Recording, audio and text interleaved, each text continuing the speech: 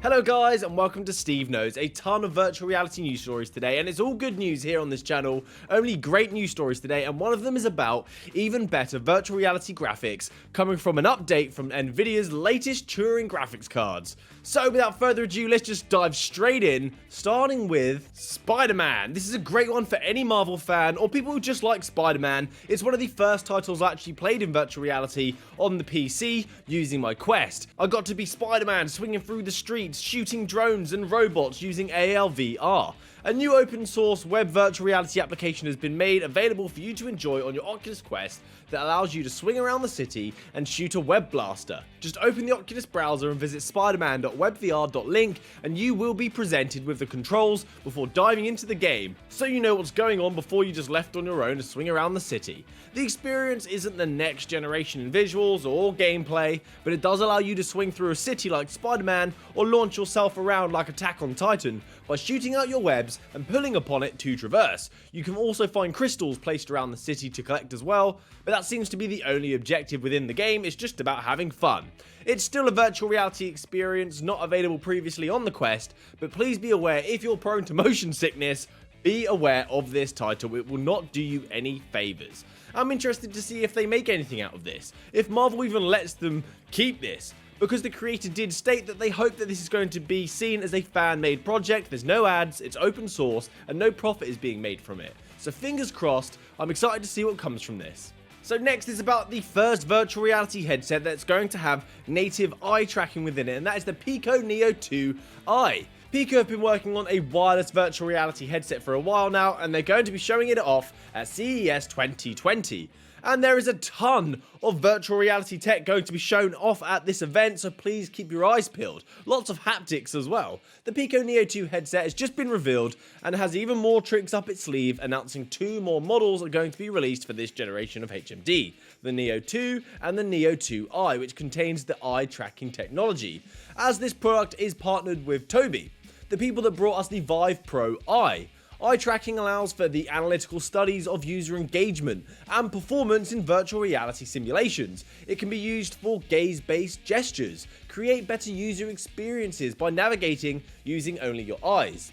The wireless headset does contain a Snapdragon 845, which is slightly better than the Oculus Quest, which contains the 835. This chip has been recorded to have 14% faster clock speeds and an overall performance improvement of 30%. The headset is utilizing a 5 GHz wireless connection in order to communicate with a nearby PC.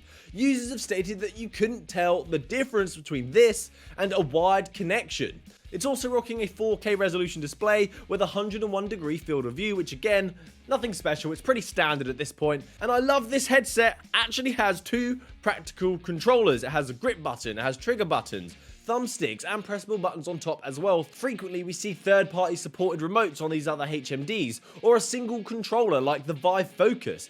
So it's great to see a dual setup with 6 DOF. And what's also great is this comes with 128GB of storage with an SD card slot for you to expand. It's going to set you back around $900 and it's not available for commercial use. It's only for enterprise sales only. Keep an eye out about what's been going on at CES because there's a ton of virtual reality tech and it started today on the 7th.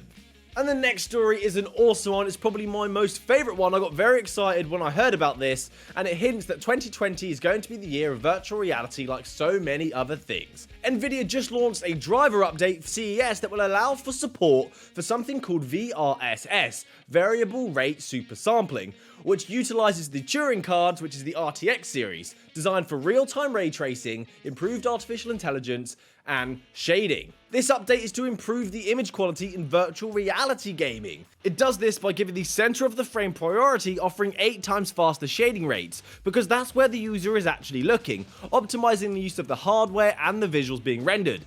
The elements outside of the center are being shaded at a normal rate, as it doesn't have that much impact on the visual fidelity as the user is looking at the center of the frame. Nvidia showed statistics on the game Boneworks, which I'm sure if you play virtual reality you know all about already, showing the potential improvement on the frames per second when using VRSS over the standard super sampling. So if you've got a Valve Index, you can hit that 120 frames per second if you're rocking an RTX 2080 Ti, when previously it was averaging around 70 to 80. That's a big improvement. Nvidia put up this video showing the differences, and it's pretty clear. It's something in virtual reality titles that's always bothered me is that jitter that you see. When the variable rate super sampling is enabled, you can see much more solid and grounded visuals in the center of the screen. I should note that we don't know if it supports super sampling of geometry, just currently textures and shading, so you may still see jitters in areas, but it's a great step in the right direction. Variable rate super sampling is currently supporting 24 titles, which I'll put up on the screen now for you to see. There are some noteworthy titles here. Obviously there's Boneworks, Pavlov, Robo Recall, but even if it's not currently supported, the new feature will improve the performance over standard super sampling anyway, allowing you to reach even higher frame rates still per second. This is huge, great news for virtual reality gamers, especially if you're one who owns a Valve Index and an RTX series card. I can't wait to get my hands on Half-Life Alyx now. Way to sell the RTX series, Nvidia, you did a great job. If you just got a gaming PC for virtual reality, don't be disheartened if you didn't get one of these cards, because you're still going to have great virtual reality experiences. And it's not supported for every game either. It's just something to be aware of for the future, and if you're on the fence about what GPU to get, this definitely is going to make your decision a lot easier. It's especially going to make the 2060, the lower end model of the Turing series, a lot more appealing if you're on a budget. And there are even more amazing improvements with this update for this series, so I do recommend you to go check out what's included, some ray tracing goodness. So go update to 441.87 now, it's ready for you to install. Next is around augmented reality being implemented into a car windscreen. BMW have teamed up with a company called Futurus, a Chinese display company, to create an augmented reality windscreen for BMW vehicles.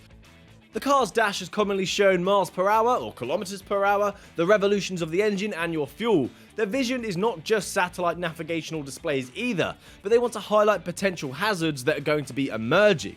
Even local newsfeed about the area. Futurist technology can spot a cyclist or a pedestrian from 50 meters away. If you're in a packed, industrialized area and you're doing 30, that's really good. From the passenger's perspective, the screen can also be a TV that will not obstruct the driver's view, as it can direct pixels in a single direction. The head scientist of the project had this to say about the tech, and it's rather enlightening. Vehicle manufacturers must adopt mixed reality technology if they want to offer a truly safe yet immersive experience in the next generation of vehicles.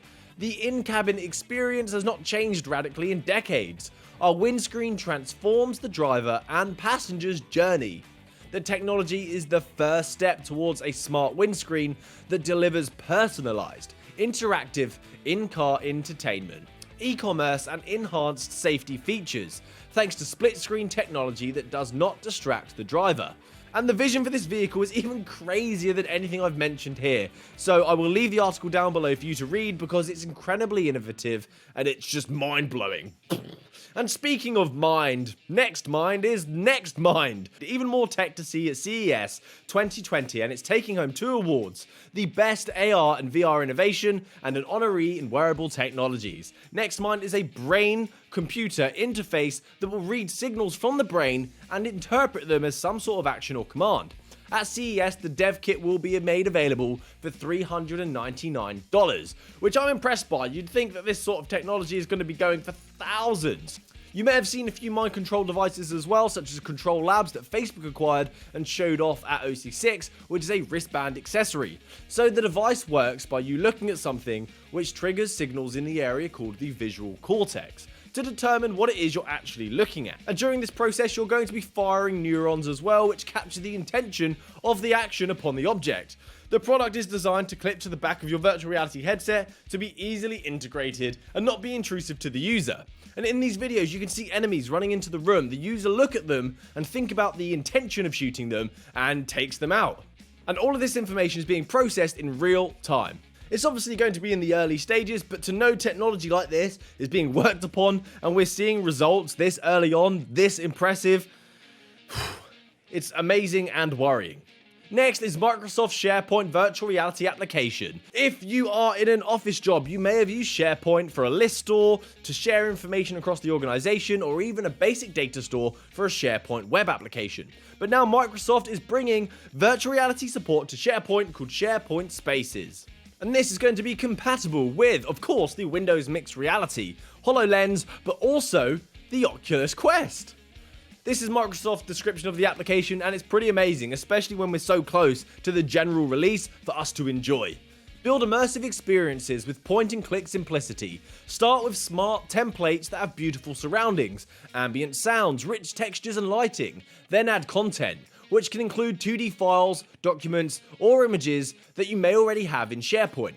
Immerse yourself in mixed reality, focus your attention, engage your senses, and spark your curiosity and imagination. Unlock new scenarios for communication, learning, and collaboration. The platform will also support 360-degree videos and 3D models to be viewed in the virtual reality setting as well, linking content together to make educational content. I'm definitely going to bring this up in the workplace for sure. They are so keen on virtual reality and sharing knowledge at my place of work, and we've got SharePoint. So this seems a great new interesting way to share knowledge and perhaps get people excited because it's using virtual reality. So that's it from me today, guys. A ton of great, good, happy news stories. I hope you've enjoyed it. Please stick around for next time. Happy gaming, guys. Good day.